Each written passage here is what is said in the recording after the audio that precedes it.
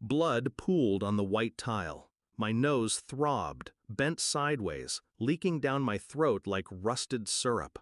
He grinned, my brother, still breathing heavy from the swing that sent my skull into the refrigerator door. His knee had landed square, up, brutal, deliberate. Not the first time, but the worst so far. I reached for the phone with a shaking hand, cold fingers slipping in my own blood. Mom's voice sliced through the haze. "It's just a scratch." She yanked the phone away. Her knuckles were tighter than the cords in my neck. I looked at her, really looked. No panic, no fear, just inconvenience. Dad didn't even look up from the newspaper. "Drama king," he muttered, always making something out of nothing. My breath staggered in my lungs, not from the hit, from the silence that followed. That's when I knew. I wasn't their son. I was their scapegoat. The thing about survival is, you learn how to disappear inside your own skin. I stopped crying around age 9, learned that bruises under sleeves fade, but silence, that lasts. He always got away with it. My brother, Eli, their golden boy, captain of the wrestling team, dean's list, friendly handshake with the pastor every Sunday, the kind of smile that made people forget to ask questions. And me? They had a word for me. Overreacting, sensitive, a handful. But that night, something fractured that couldn't be taped shut.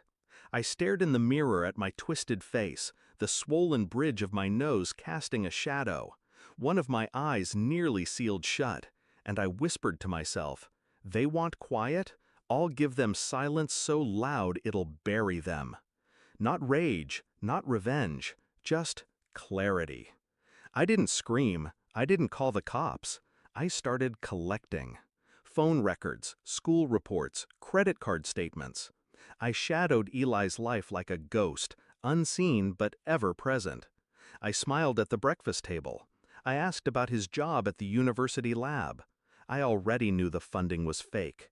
The grants he bragged about? Rejected months ago.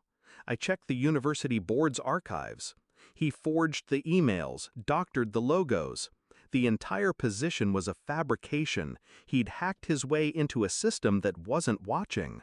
My parents never verified. Why would they? He was Eli. They never noticed their golden son's glint was flaking off.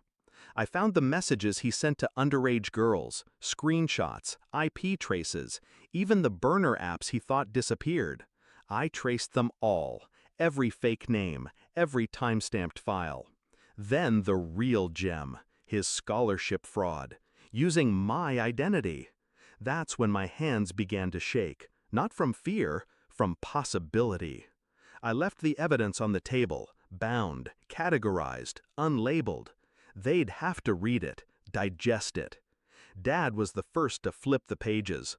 I watched his pupils shrink, his fingers trembled. "Where did you get this?" he whispered.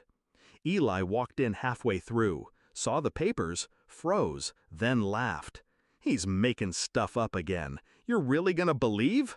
I stood, quietly, walked over, held up a photo, a teenage girl.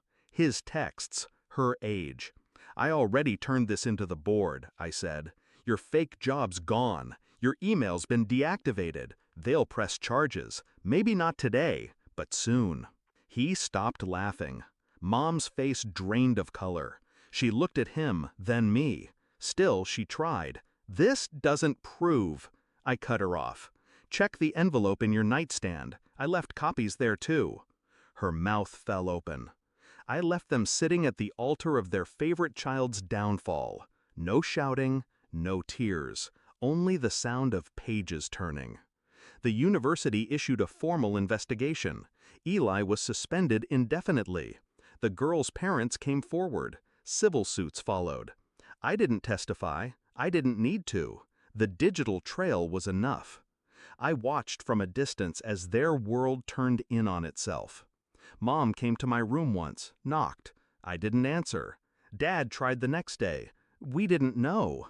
"You didn't want to know," I said through the door. They stopped knocking. The whispers started soon after. At church, at the grocery store. People who once beamed at Eli now looked away.